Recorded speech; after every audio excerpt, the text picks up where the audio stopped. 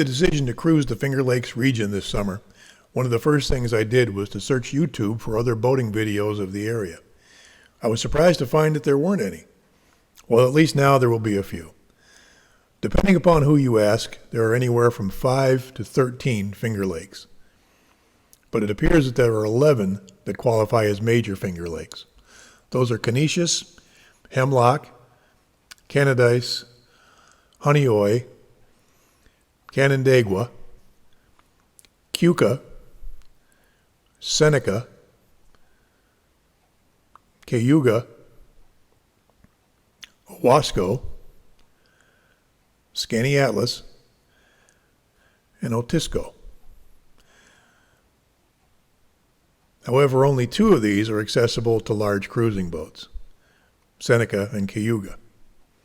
Our plan is to visit these 2, as well as exploring the section of Erie Canal between Oneida Lake and the village of Pittsford, which is a bit southeast of Rochester.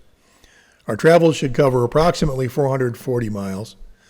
We don't have any real schedule, so we'll take it day by day and see where we end up.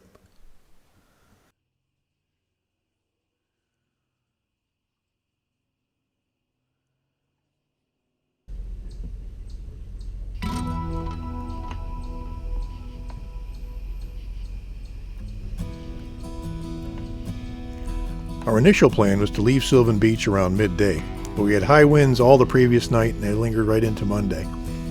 They finally calmed around 3 or 4 p.m., and we left for Brewerton at the other end of Oneida Lake, 22 miles away.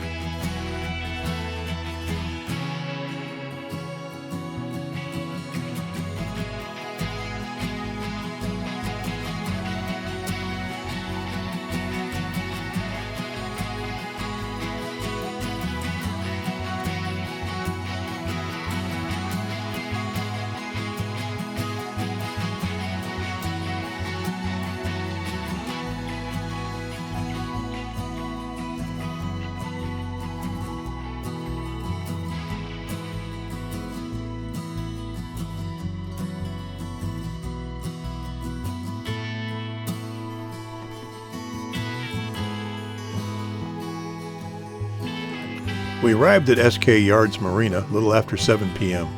After 3 hours of travel, at 6.5 knots, looking directly into the setting sun, my eyes were shot.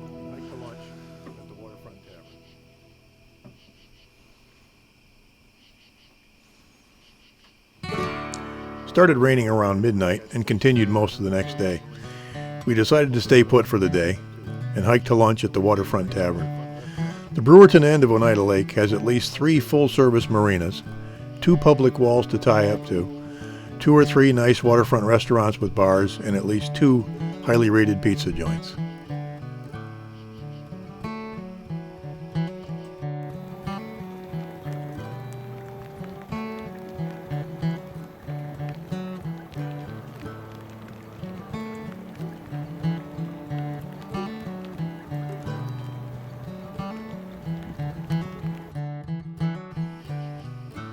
After our rainy day layover in Brewerton, we left there for Cross Lake, about 32 miles west. We passed through locks 23 and 24. When we passed through Baldwinsville, lock 24, we realized that they had two very nice free public walls to tie up to, but for some reason they hadn't shown up on Active Captain when we were scanning our route.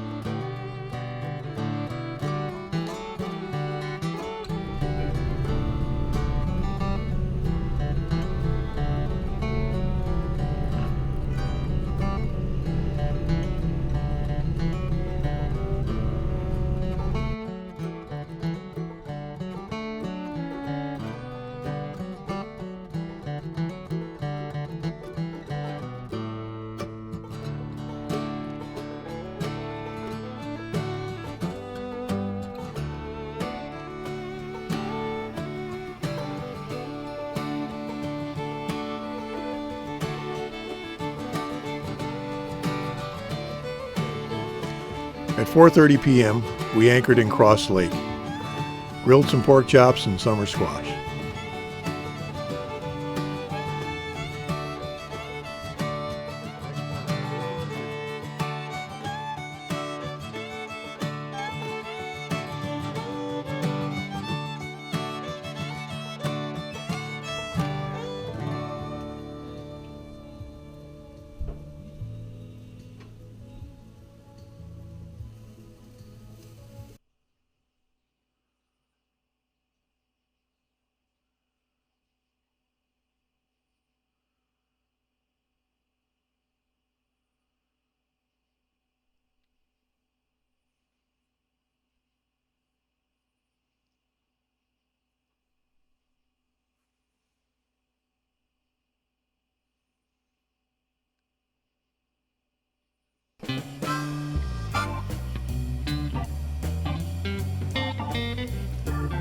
The next morning, I did a little fishing, but not much luck. After breakfast, we pulled anchor and left for the Cayuga Lake lock.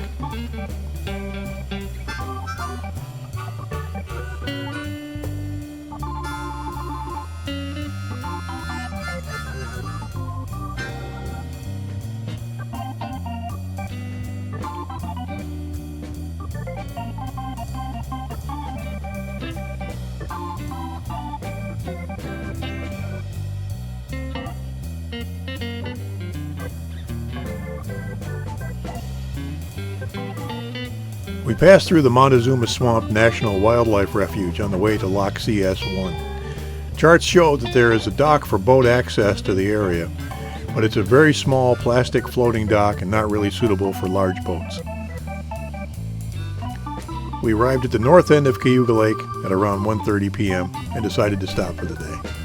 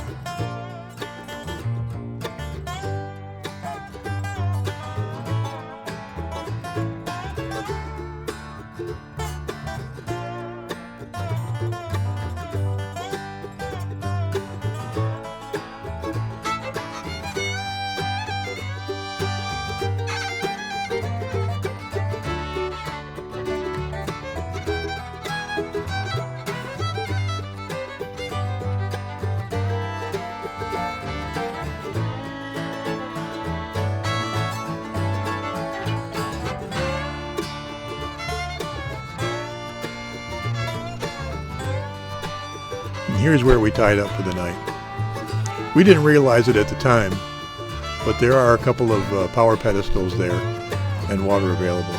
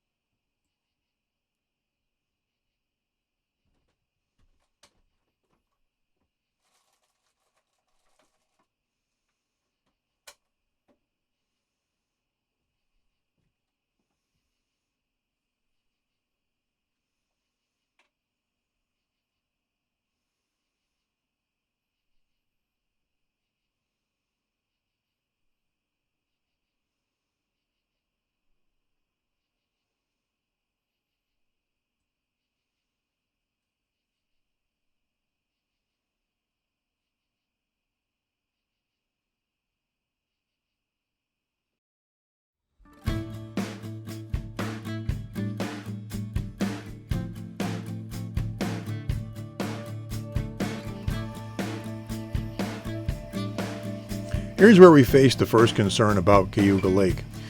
There are marinas at the north end and marinas at the south end, but in between, there ain't much, and it's about 40 miles from end to end. We decided to travel the next day to a popular local swimming and party spot called Springport Cove. It would take 7 miles off the long run to Ithaca the next day. We were only able to stay at the cove because the weather was supposed to stay quite calm. The bay is wide open to the west, so it can get rough in there sometimes. In our case, it worked out fine.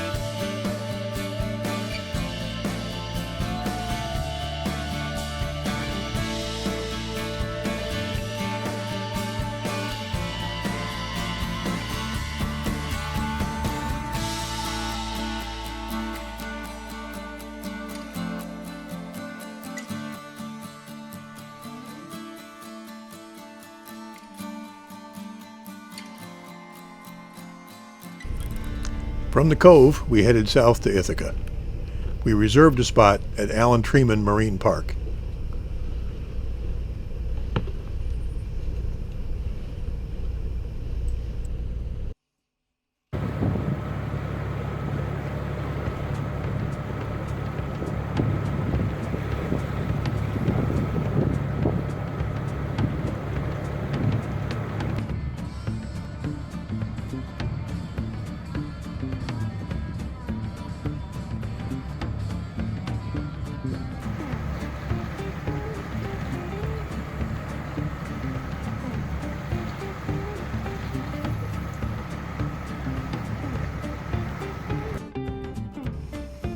About halfway down the lake, we took a lunch break at O'Malley's restaurant on the western shore, about halfway down. Made a nice stopping spot.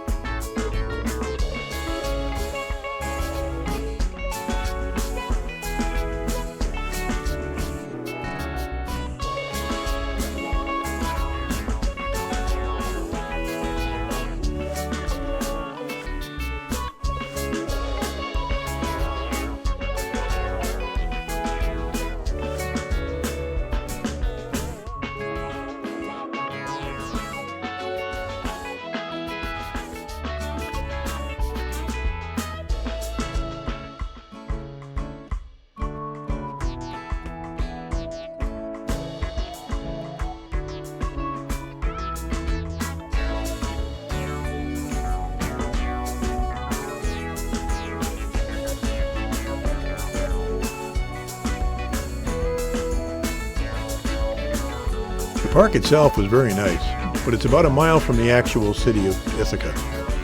There's a waterfront trail that wraps around the whole Ithaca waterfront area. However, when we were there, the temperatures were in the 90s and not really conducive to a long hike. As it was, we took a short walk around and took the dinghy on a ride to dinner at the Boatyard restaurant.